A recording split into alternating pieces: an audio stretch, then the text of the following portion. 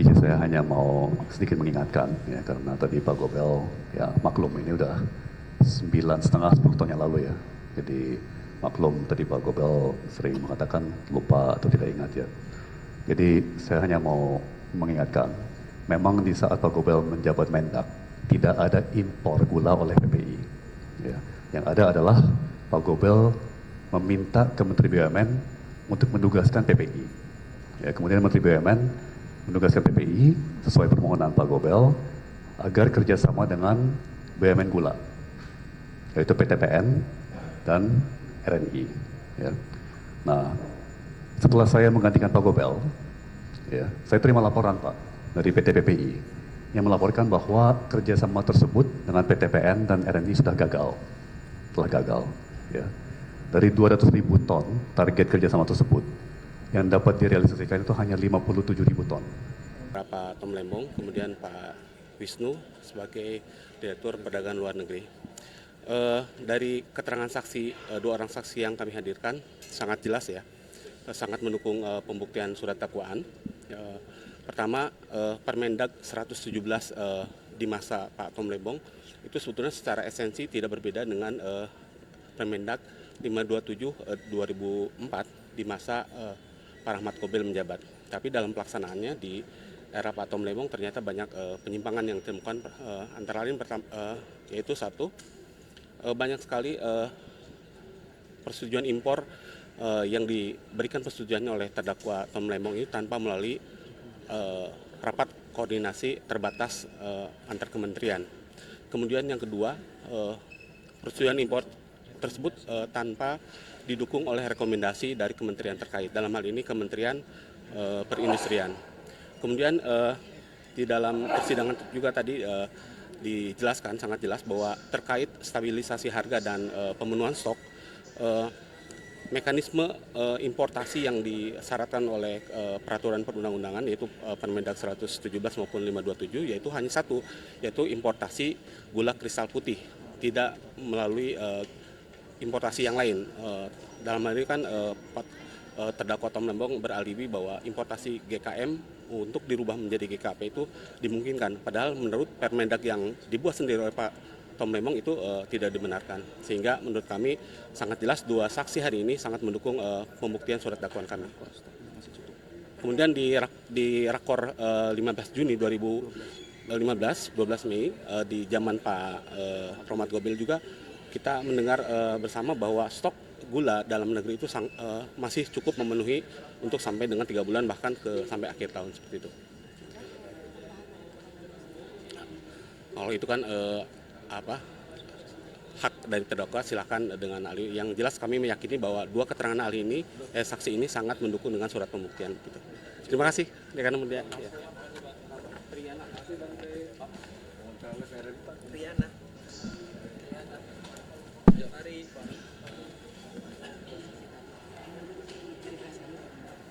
Ya, kita melihat deh ya, pertama bahwa tadi dijelaskan sampai keterangan dua saksi tadi tidak ada yang dilanggar oleh terdakwa dalam hal ini Pak Tom Lembong. Karena tadi ada beberapa hal yang disebutkan tadi dikatakan tidak diatur. Bukannya melanggar aturan, tapi tidak diatur dalam aturan. Ya, jadi itu berbeda. Karena dalam pasal pidana itu seseorang bisa dikenakan pidana kalau dia betul-betul melanggar pasal yang dimaksud. Sedangkan ini tidak ada pasal ataupun aturan yang dilanggar. Cuman memang pada waktu itu aturannya tidak ada sehingga Pak Tom mengambil suatu kebijakan. Ya, kembali lagi pada kebijakan. Dan ternyata kebijakannya pun menghasilkan hal yang positif. Jadi tidak ada permasalahannya. Nah, lalu tadi banyak sekali baik dari anggota majelis hakim yang membuat kesimpulan yang tadi keliru. Ya, yang kami tadi ralat. Karena ternyata misalnya contoh tadi dikatakan tentang bahwa anggota majelis hakim menyimpulkan bahwa Pak Rahmat Gobel menolak permintaan dari Enkopar untuk memperpanjang misalnya. Padahal tadi begitu kami klarifikasi bukan menolak, tapi dia belum menjawab perpanjangan itu. Karena kenapa? Karena beliau keburu diganti. Karena permintaannya tanggal 27 Juli, beliau awal Agustus sudah diganti. Jadi belum sempat menjawab. Dan yang menjawab itu adalah Pak Tom Lembong. Dan Pak Tom Lembong menyetujui perpanjangan dengan syarat-syarat sebagai berikut. Jadi sampai pemeriksaan tadi belum sama sekali ada indikasi tindak pidana yang dilakukan oleh Pak Tom Lembong. Dan kami juga tadi kembali mengingatkan tentang audit BPKP. Ya, audit BPKP itu sampai saat ini belum ada yang menunjukkan tentang kerugian uang negara itu. Tapi tadi jaksa berjanji seminggu sebelum kesaksiannya BPKP dia akan memberikan itu. Kita tunggu. Tapi karena sampai saat ini kami ketahui belum ada audit BPKP tentang kerugian negara tersebut. Oke? Kepada Dirjen bahwa tahapan-tahapannya itu Ya. dari tingkat bawah sampai tingkat atas. Ya, tadi juga sudah diklarifikasi bahwa yang dimaksud dengan sistem tadi bukannya melanggar ketentuan. Dalam sistem itu kalau ada satu dokumen yang tidak diupload, maka tidak bisa. Tapi kalau diupload, apapun dokumennya asal diupload aja bisa, gitu loh. Jadi tidak ada ketentuan yang dilanggar. Tadi saya katakan di awal. Oke, makasih ya. Saya Ari. Ya, makasih.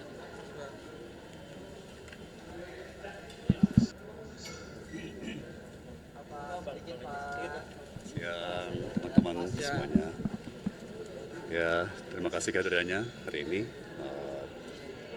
Pertama, saya sangat mengapresiasi pernyataan Pak Rahmat Gobel, ya, pendahulu saya sebagai Menteri Perdagangan, ya, bahwa impor yang saya lakukan, yaitu impor gula mentah untuk diolah jadi gula putih itu boleh-boleh saja, ya, sah-sah saja.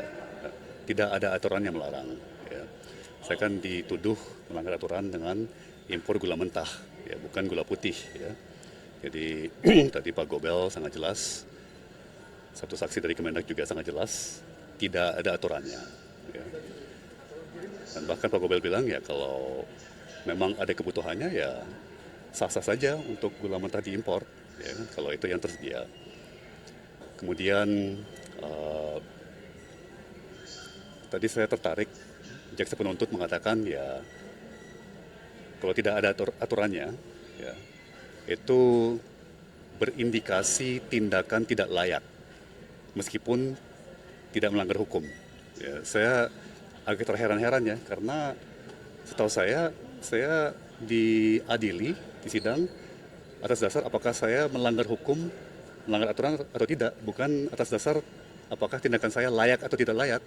Setahu saya KUHAP ya, atau dalam undang-undang pidana ya, itu orang tidak boleh dihukum kalau aturannya tidak ada. Ya, jadi tadi jelas disampaikan oleh Pak Gobel.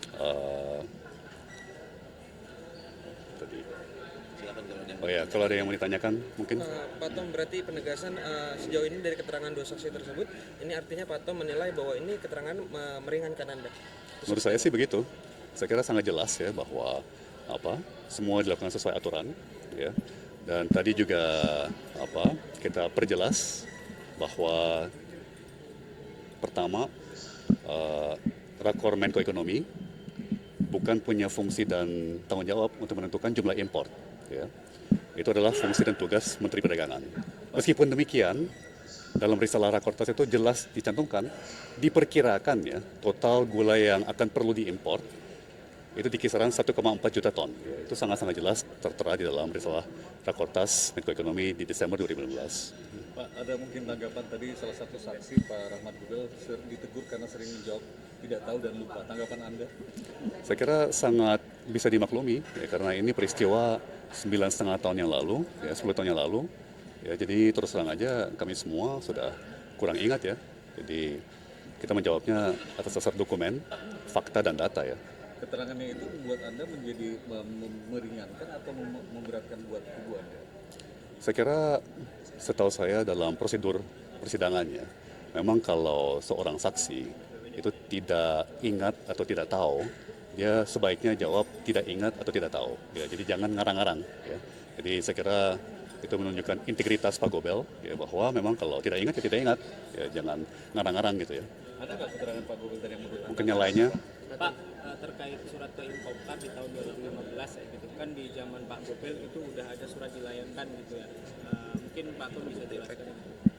Betul sekali. Jadi penugasan Infopar itu sebetulnya dimulai dari zamannya Presiden SBY, ya, di mana Kasat saat itu, ya kan, Pak Muldoko dengan Menteri Perdagangan saat itu Pak Gita Wirjawan menandatangani MOU antara Angkatan Darat dengan Kementerian Perdagangan ya, terkait stabilisasi harga dan stok pangan. Ya.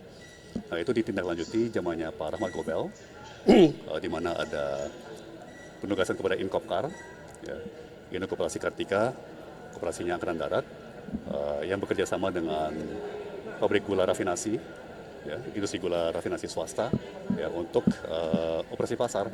Ya, jadi memang penugasan Inkopkar itu sudah berjalan lama, jauh sebelum saya menjabat, ya, dan itu bukan hal baru. Ya. Demikian juga dengan penugasan PPI, yaitu pertama kali ditugaskan oleh Pak Gobel, sebenarnya diminta penugasannya oleh Pak Gobel kepada Menteri BUMN saat itu, Menteri BUMN yang menugaskan, ya, dan saya melanjutkan. Ya.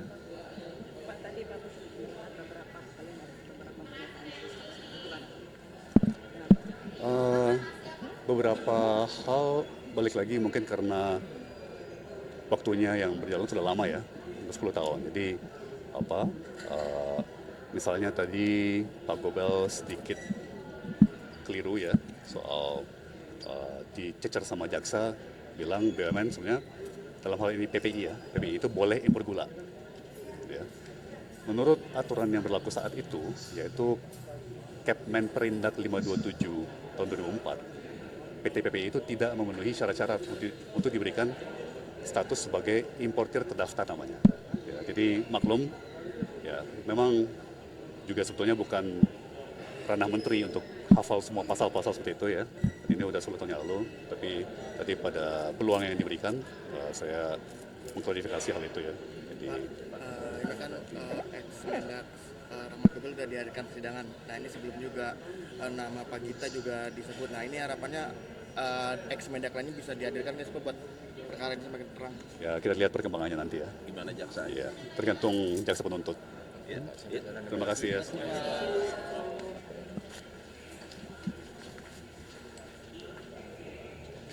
Langsung Bang mau masuk.